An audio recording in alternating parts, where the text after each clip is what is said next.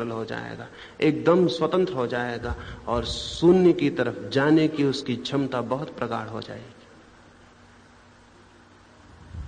इसको देखें, पहचानें, समझें, मैं नहीं जानता हूं। अगर ये इस वक्त भी ख्याल में आ जाए कि सच्ची मैं कुछ भी तो नहीं जानता हूं, तो आप भीतर पाएंगे कि कोई चीज जैसे शांत हो गई, कोई उद्विग्नता जैसे विलीन हो गई, कोई उलझन जैसे समाप्त हो गई, कोई प्रश्न जैसे विलीन हो गए और भीतर एक प्रगाढ़ सन्नाटा उतरने लगेगा। शून्यता की दिशा में पहला चरण है मैं नहीं जानता हूं। दूसरा चरण क्या है? इस पहले चरण से अपने आप दूसरा चरण निकलता है। जो व्यक्ति यह अनुभव कर लेता है मैं नहीं जानता हूं, उसे सारा जीवन अत्यंत रहस्य से, मिस्ट्री से भर जाता है। एक छोटा सा पत्ता भी वो देखता है तो उसके प्राण रहस्य से भर जाते हैं। क्या है? एक छोटा सा बीज अंकुर बनता है तो उसके प्राण रहस्य से आंदोलित हो उठते हैं। क्या है? किसी आंख में झांकता है तो, किसी सुंदर चेहरे को देखता है तो, किसी को मुस्कुराते देखता है तो, किसी को रोते देखता है तो, जीवन में कुछ भी दिखाई पड़ता है तो उसके प्राण आंदोलित होने लगते हैं। क्या है ये? क्या है? जब तक वो जानता था कि मैं जानता हूं, तब तक ये रहस्यपूर्ण जिज्ञासा उसे घेरती नहीं थी। जिस दिन उसने जाना कि मैं नहीं जानता हूं, उस दिन सारा जीवन रहस्यपूर्ण हो उठता है। एक अपूर्व मिस्ट्री, एक अज्ञात रहस्य सब तरह से प्राणों को छेदने लगता है और कपाने लगता है। उस कंपन से क्या पैदा होता है? रहस्य के कंपन से किस बात का जन्म होता है? मैं आपसे निवेदन करता हूं, रहस्य के कंपन से प्रेम का जन्म होता है।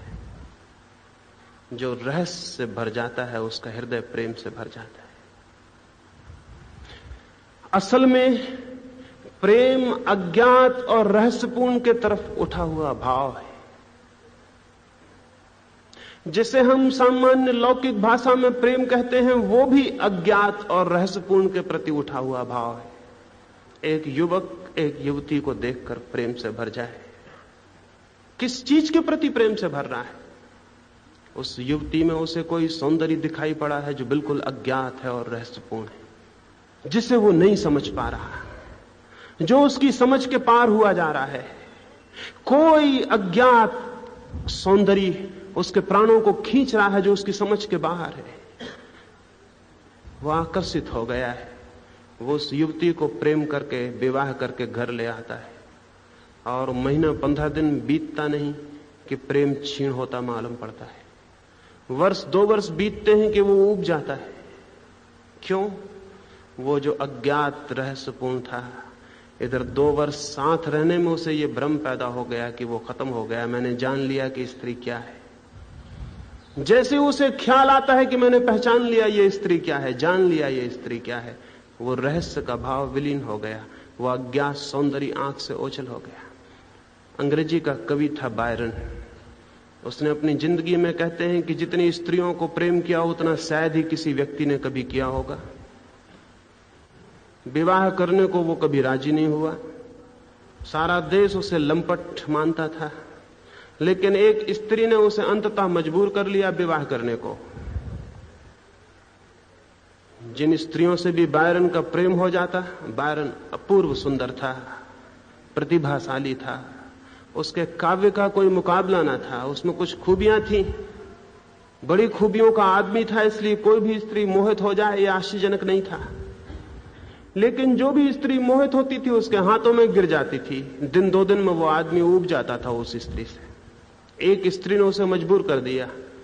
बायरन उसका हाथ भी नहीं छू सका। उसने कहा पहले विवाह है, फिर मेरा हाथ छू सकोगे।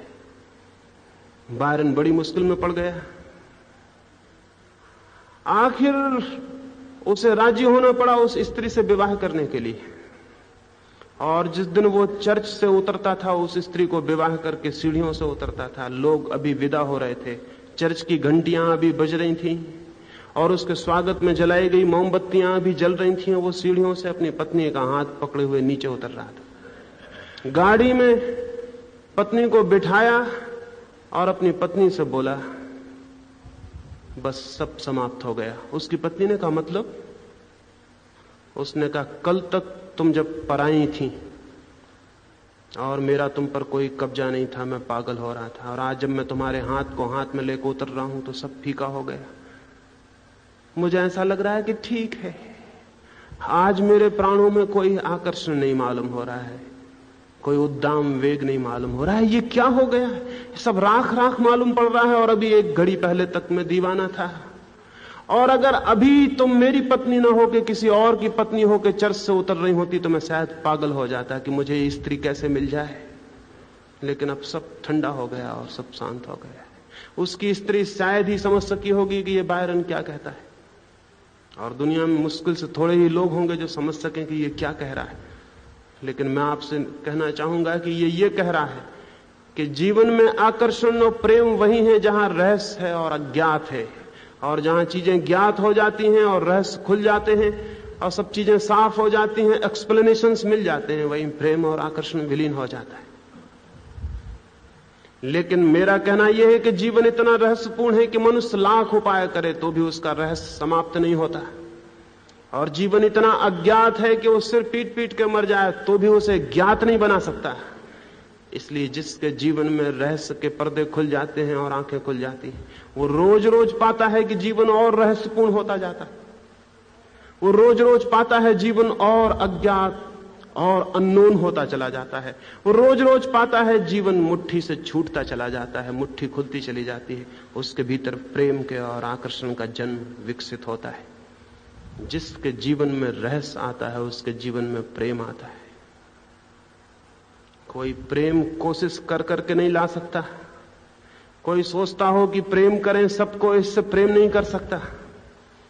चाहे कोई कितनी ही शिक्षा दे कि अपने शत्रुओं को प्रेम करो, सच्चाई यह है कि लोग अपने मित्रों को भी प्रेम करने में सफल नहीं हो पाते। शत्रुओं को प्रेम करना दूर की बात है, मित्रों को प्रेम करना ही बहुत कठिन है।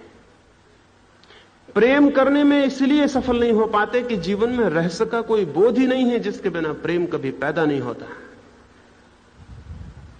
प्रेम तो प्राणों की वो तीव्र भाव दशा है जो रहस्य को जानने के लिए आंदोलित हो उठती है। इसलिए मैं नहीं कहता हूं कि आप प्रेम करें, मैं कहता हूं जीवन में रहस्य को आने दें, द्वार खोल दें, ज्ञान की झूठी बातें हटा दें, रहस्य को आने दें, और आप रहस्य की छाया की भांति पाएंगे कि हृदय प्रेम से भर रहा है। वो प्रेम जब समस्त जीवन के प्रति आंदोलित हो उठता है तो उसे हम प्रार्थना कहते हैं। उसे मैं प्रार्थना कहता हूं। जब एक पत्ती भी हिलती है और आपके प्राणों में कोई कंपित होता है, और जब हवा का झोंका चलता है तब भी आपके भीतर कोई कंपित होता है, और जब धूल का बवंडर उठता है तब भी आपके भीतर कोई रहस्य से जाग उठता है और पूछने लगता है क्या है, क्या है, और कुछ सूझ नहीं पड़ता, कुछ बूझ नहीं पड़ता, और बुद्धि ठगी रह जाती है और प्राण प्यासे जानने को आतुर रह जाते हैं। वही है अवस्था प्रेम की, वही है अवस्था सबसे जुड़ जाने की। प्रेम हृदय को भर देगा अगर बुद्धि को आप ज्ञान से मुक्त कर दें। बुद्धि अगर झूठे ज्ञान से मुक्त हो जाए तो हृदय सच्चे प्रेम से भर जाएगा। पंडित कभी प्रेमी नहीं हो पाता। और अजीब लोग हुए। कबीर ने कहा है 2.5 अक्षर प्रेम के, पढ़े सो पंडित होए। अजीब बात कही है कि प्रेम के 2.5 अक्षर जो पढ़ ले तो पंडित हो जाए। नहीं कहा कि वेद पढ़ ले, चारों संहिताएं कंठस्थ कर ले तो पंडित हो जाए। नहीं कहा कि उपनिषद पढ़ ले सब तो पंडित हो जाए। नहीं कहा कि गीता कंठस्थ हो तो पंडित हो जाए। कहा कि 2.5 अक्षर प्रेम के। तो लिख लो कागज पे 2.5 अक्षर और पढ़ते रहो रोज सुबह उठ के, तो पंडित हो जाओगे। नहीं, कोई प्रेम का अक्षर पढ़ने से पंडित नहीं हो जाएगा। लेकिन हां, प्रेम को कोई पढ़ ले तो जरूर जरूर एक ज्ञान का जन्म होता है, जो बुद्धि का ज्ञान नहीं है, जो समग्र प्राणों के पूरे आत्मा का जानना है। और इस प्रेम का जन्म होता है रहस्य से।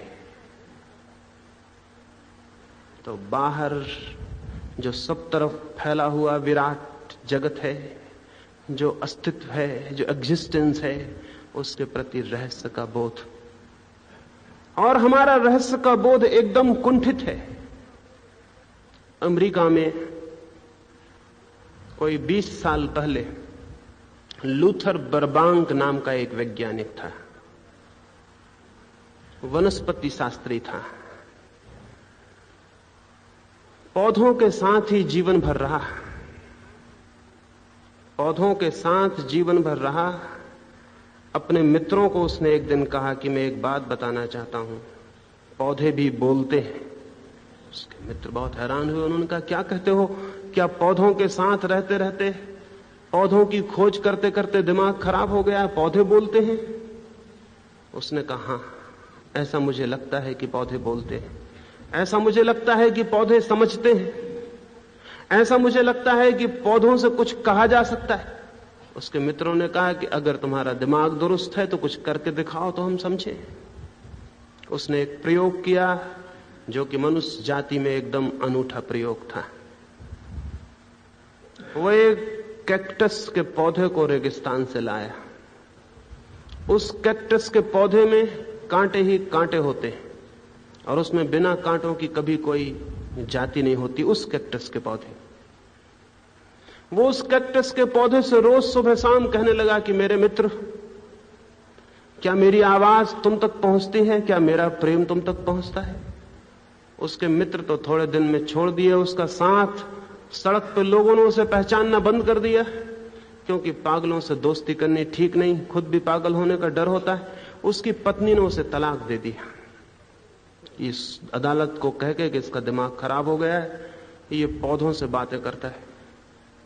लेकिन वो अटूट हिम्मत का आदमी होगा, लगा रहा। और उसने उस पौधे को कहा कि लेकिन मैं कैसे समझूंगा कि तुमने मेरी बात समझी, तुमने मुझे सुना, मेरे प्रेम को पहचाना? मैं कैसे समझूंगा? मुझे कुछ सबूत दो।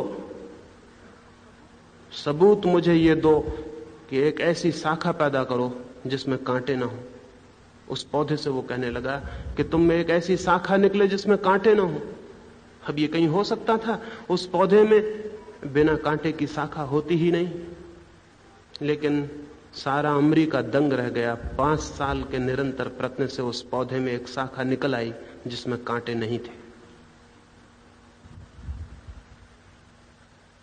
वो निरंतर उस पौधे से कहता रहा, सुबह और सांझ उस पौधे की सेवा करता रहा, उस पौधे को प्रेम करता रहा, उस पौधे को पानी सींचता रहा, उसकी हिफाजत करता रहा। और रोज सुबह और सांझ उससे कहता रहा कि मेरे मित्र, अगर मेरा प्रेम तुम तक पहुंचता है तो कोई सबूत दो। सबूत ये दो कि तुम में एक शाखा निकले जिसमें कांटे ना हो। उसमें एक शाखा निकली। क्या हुआ होगा पौधों के प्राणों में? क्या हुआ होगा उस कैक्टस के प्राणों में? इस आदमी की प्रेम का और प्रार्थनाओं का, इसके निवेदन का कोई परिणाम हुआ होगा? उस पौधे के प्राणों और आत्मा तक कोई बात गई होगी, पहुंची होगी। वो पौधा आंदोलित हुआ होगा, उस पौधे ने जाना होगा, मित्रता को, प्रेम को पहचाना होगा, तभी तो वो शाखा निकली। नहीं तो वो शाखा कैसे निकलती? वो जो द्वार पर पौधा खड़ा है उसके पास भी आत्मा है, उसके भीतर भी परमात्मा है। वो जो राह के किनारे पत्थर पड़े हैं वे भी जीवन से आपूरित हैं, उनके भीतर भी कोई सोया है। चारों तरफ एक चैतन्य का विस्तार है। लेकिन जिसकी आंखें हृदय से संबंधित हो जाती हैं, केवल बुद्धि से संबंधित नहीं रहती, और जिसके प्राण प्रेम से भर उठते हैं और रहस्य से भर जाते हैं, उसे जीवन में चारों तरफ चैतन्य का दर्शन होने लगता है। हृदय में रहस्य ना हो तो संसार में पदार्थ के अतिरिक्त और कुछ भी नहीं, और हृदय में रहस्य हो तो संसार में परमात्मा के अतिरिक्त और कुछ भी नहीं। बुद्धि कितना ही जाने, वो मुर्दा विचारों से ज्यादा आगे कभी नहीं पहुंच पाएगी। विचार मुर्दा होते हैं, प्रेम जिंदा होता है। इसलिए विचार के द्वारा परमात्मा को कभी नहीं जाना जा सकता, केवल पदार्थ को जाना जा सकता है। लेकिन प्रेम लिविंग है, प्रेम जिंदा है, विचार तो मुर्दा होते हैं। इसलिए प्रेम के आंदोलन में जिसे जाना जा सकता है वो जीवित होगा, जीवंत होगा। रहस्य प्रेम लाता है। लेकिन मैं ये नहीं कहता हूं कि आप प्रेम को कल्टीवेट करें, कि आप जबरदस्ती प्रेम करने लगे। जबरदस्ती का प्रेम खतरनाक है, झूठा है, अर्थ का नहीं है। तो मैं आपसे नहीं कहता जाके भगवान की मूर्ति को प्रेम करें। जो भगवान की मूर्ति को प्रेम करने गया है वो तो सबूत दे रहा है इस बात का कि उसे सारी दुनिया में भगवान दिखाई नहीं पड़ता, इसलिए एक मूर्ति में खोजने गया है। और जिसे मूर्ति में खोजना पड़ता है वो पक्का जान ले उसे कहीं दिखाई नहीं पड़ेगा कभी भी। इतना जीवंत विस्तार है उसमें, जिसे भगवान का अनुभव नहीं होता उसे मूर्ति में क्या अनुभव होगा। हाँ, ये सच है कि जैसे सब में दिखाई पड़ने लगे उसे मूर्ति में भी दिखाई पड़ने लगेगा। लेकिन कोई मूर्ति में देखना चाहे तो उसे तो कहीं भी दिखाई नहीं पड़ेगा। सब तरफ है उसका विस्तार, लेकिन देखने की कोशिश से नहीं होगा। पहले रहस्य, पीछे प्रेम। बिना रहस्य के प्रेम नहीं हो सकता। और अगर हम जबरदस्ती सिखाएं कि प्रेम करो, भक्ति करो, पूजा करो, सब झूठी हो जाती है, सब झूठी हो जाती है। और उसके परिणाम घातक आते हैं। उसके परिणाम ये आते हैं कि झूठे प्रेम से न तो आनंद मिलता, न झूठी भक्ति से, न झूठी सेवा से। और जब आनंद नहीं मिलता है,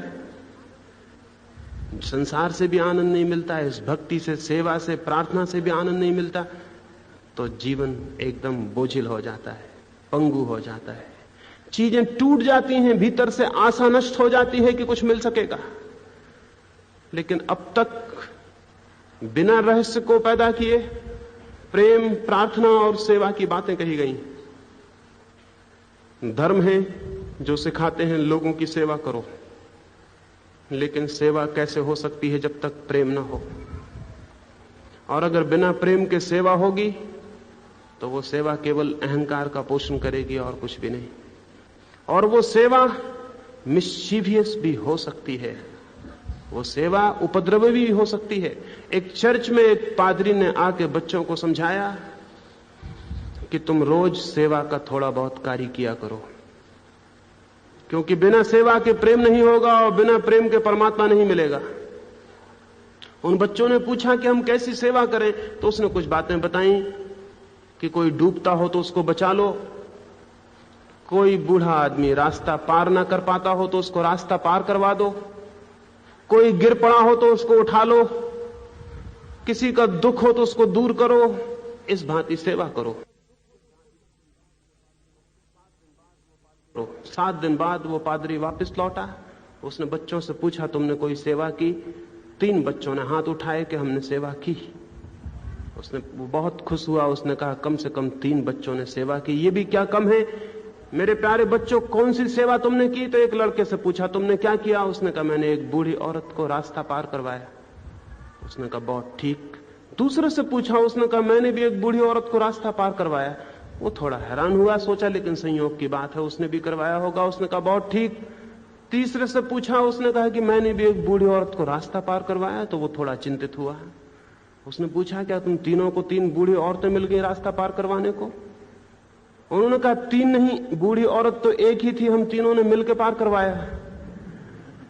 उसने कहा हद हो गई, क्या बहुत भीड़ भाड़ थी? क्या बूढ़ी स्त्री बिल्कुल चलने में असमर्थ थी कि तुम 3 की जरूरत पड़ी उसको रास्ता पार करवाने में? उन्होंने कहा नहीं, न तो रास्ते पे भीड़ थी, भीड़ बल्कि बिल्कुल नहीं थी, कोई था ही नहीं रास्ते पर, वो अकेली बूढ़ी औरत थी।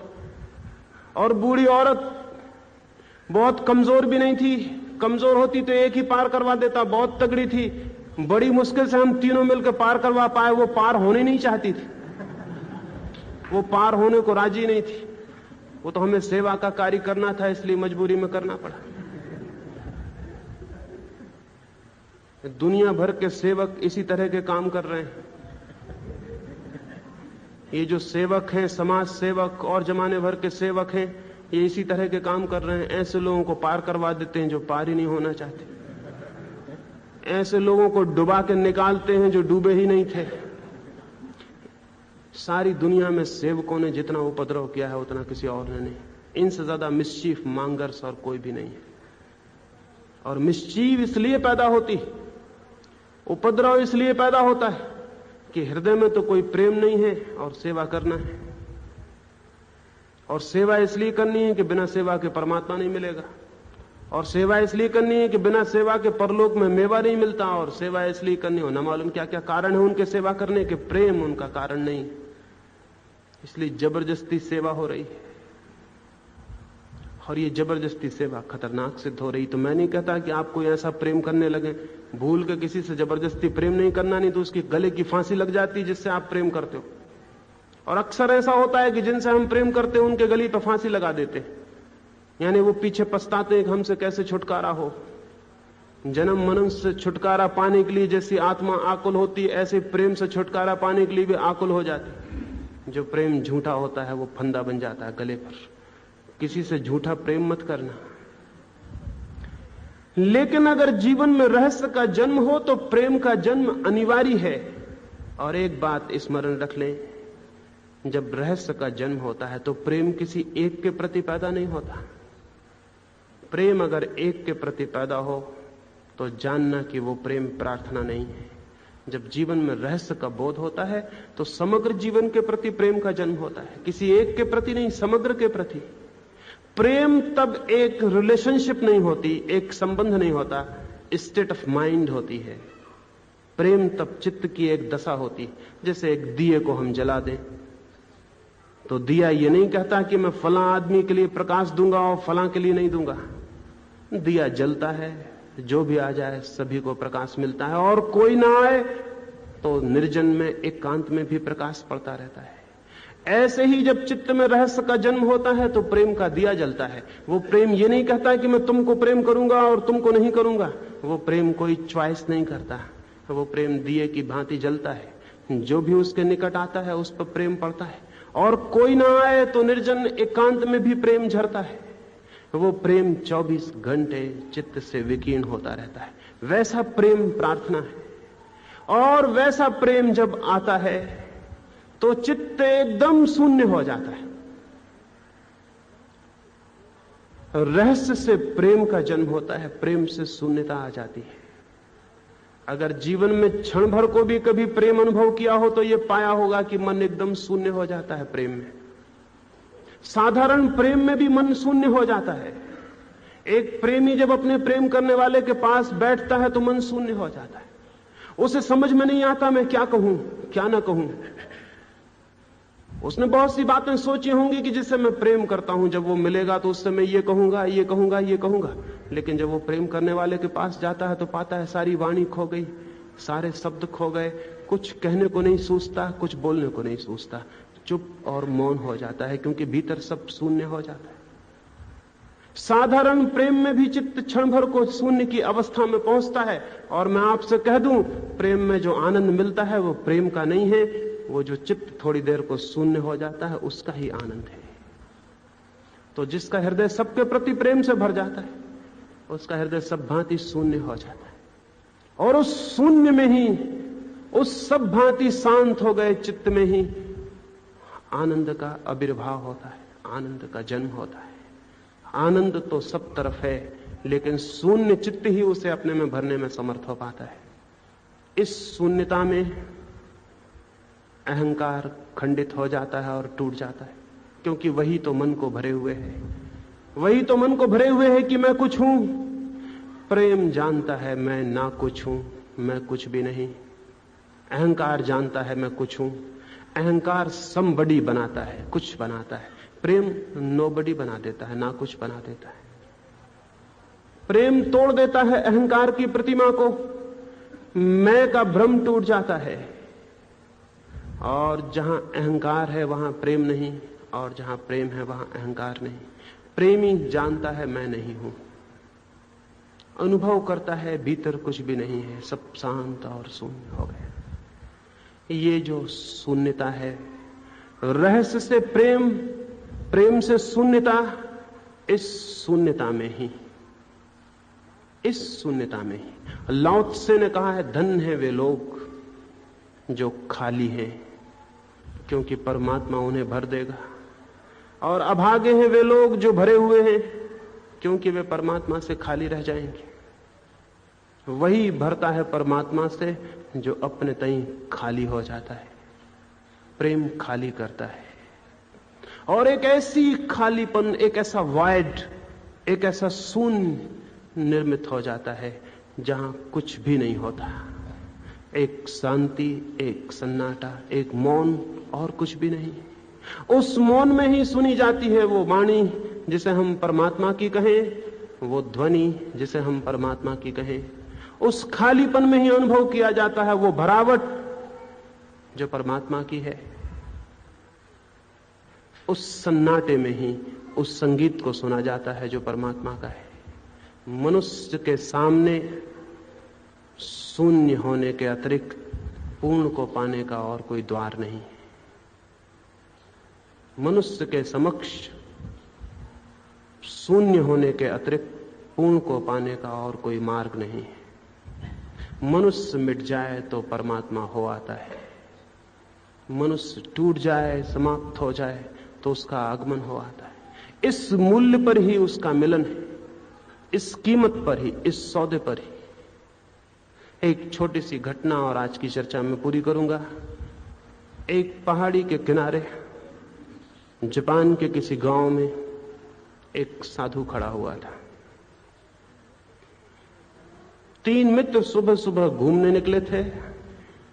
उन्होंने उस साधु को पहाड़ी की टेकरी पर खड़े हुए देखा। उनके मन में ख्याल उठा कि ये साधु सुबह सुबह वहां खड़े होकर क्या करता है। कोई जरूरत न थी उन्हें इस बात को सोचने की, लेकिन हम सभी लोग गैर जरूरत बातें सोचते हैं। उनने भी सोचा तो क्षमा कर देना। गैर जरूरत बात थी, कोई मतलब ना था कि साधु क्या करता है, कोई भी क्या करता हो, क्या लेना देना था। लेकिन हम सभी इसी तरह की बातें सोचते हैं कि कौन क्या करता है, कौन क्या नहीं करता। हमारे जैसे ही वो तीनों लोग भी रहे होंगे, उन्होंने भी ये सोचा तो उन्हें क्षमा कर देना। न केवल ये सोचा बल्कि उनमें से एक ने कहा कि मैं तो समझता हूं उस साधु की गाय कभी कभी खो जाती है, तो वो टेकरी पर खड़े होकर देखता है कि मेरी गाय कहां खो गई। बाकी 2 ने कहा कि गलत, ये बात सरासर गलत है, क्योंकि वो आदमी जिस भांति खड़ा है, न तो सिर हिलाता है, न इधर उधर देखता है। इससे पता चलता है वो कुछ खोज नहीं रहा, गाय वाय नहीं खोज रहा। दूसरे मित्र ने कहा मैं तो समझता हूं कोई मित्र उसके साथ आया होगा घूमने, वो पीछे छूट गया, वो खड़े होकर उसकी प्रतीक्षा कर रहा है। तीसरे मित्र ने कहा गलत, एकदम गलत। उसे देख के ऐसा नहीं लगता कि वो किसी की प्रतीक्षा कर रहा है। उसने एक भी दफे पीछे लौट के नहीं देखा। प्रतीक्षा करने वाला कभी कभी लौट के पीछे भी देखता है। तो मैं तो ये समझता हूं कि न तो वो गाय खोज रहा है, न मित्र की प्रतीक्षा कर रहा है, वो शायद परमात्मा की प्रार्थना कर रहा है वहां खड़े होकर। निर्णय होना कठिन हो गया, जैसे कि हर मसला कठिन हो जाता है। आखिर उन तीनों ने सोचा कि चलो हम चले चलें और उस साधु से ही पूछ लें कि तुम यहां क्या कर रहे हो। विवाद बहुत बढ़ गया, और विवाद की गर्मी में आदमी कितनी ही दूर चला जाता है, तो वो भी पहाड़ी चढ़ के उतने दूर चले गए। जाके उन्होंने उस साधु को पूछा। पहले मित्र ने पूछा कि महानुभाव आप यहां क्या कर रहे हैं, क्या आपकी गाय खो गई है, उसको आप खोजते हैं? उस साधु ने कहा गाय? किसकी गाय, कैसी गाय? मेरा तो कुछ भी नहीं है, खोएगा क्या? मैं किसी को नहीं खोज रहा हूं, मेरा कुछ भी नहीं खो गया। दूसरे मित्र ने कहा तब ठीक, हमारा भी यही ख्याल था कि आप कुछ खोज नहीं रहे। निश्चित ही कोई मित्र आपके साथ आया होगा जो पीछे छूट गया, आप उसकी प्रतीक्षा कर रहे हैं। उस साधु ने कहा नहीं, न मेरा कोई मित्र है, न मेरा कोई शत्रु, मैं किसी की प्रतीक्षा नहीं कर रहा हूं। तीसरे ने कहा कि बिल्कुल ठीक, तब तो बात तय हो गई। क्या आप परमात्मा का स्मरण कर रहे हैं, परमात्मा की प्रार्थना कर रहे हैं? उस साधु ने कहा कि मैं नहीं जानता कौन परमात्मा है, मैं किसी की प्रार्थना नहीं कर रहा हूं। तो तीनों घबरा गए और उन्होंने पूछा कि फिर आप क्या कर रहे हैं? उस फकीर ने कहा आई एम जस्ट एग्जिस्टिंग, मैं कुछ कर नहीं रहा हूं, मैं केवल हूं। मैं कुछ कर नहीं रहा हूं, मैं केवल हूं। क्या अर्थ हुआ इस बात का कि मैं केवल हूं? जो आदमी रहस्य से भर जाता है और जिस आदमी के जीवन में प्रेम का अवतरण होता है, वो केवल रह जाता है, बस रह जाता है, होता है, कुछ करता नहीं।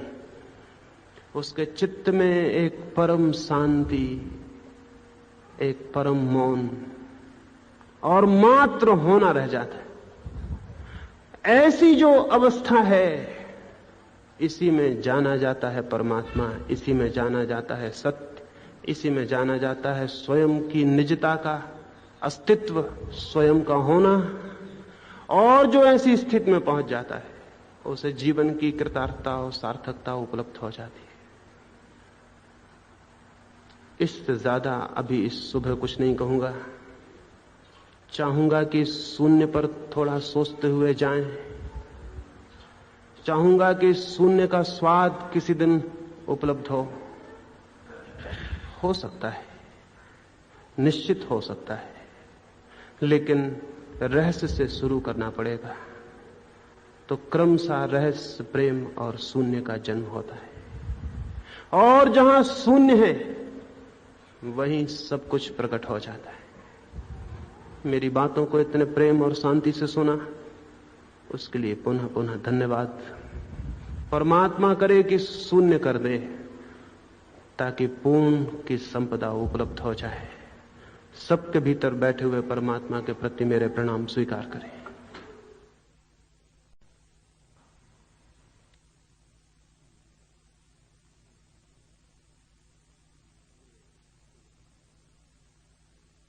मेरे प्रिय आत्मा,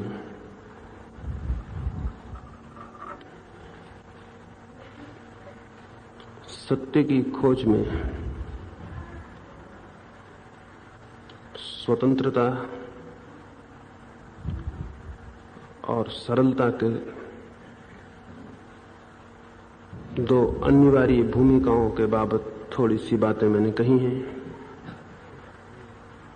और आज शून्यता के संबंध में कुछ कहूंगा। चित्त सरल हो, स्वतंत्र हो और शून्य हो तो ही उसे जाना जा सकता है जो जीवन का गूढ़तम रहस्य है, चाहे उसे परमात्मा कहें, चाहे कोई और नाम दे।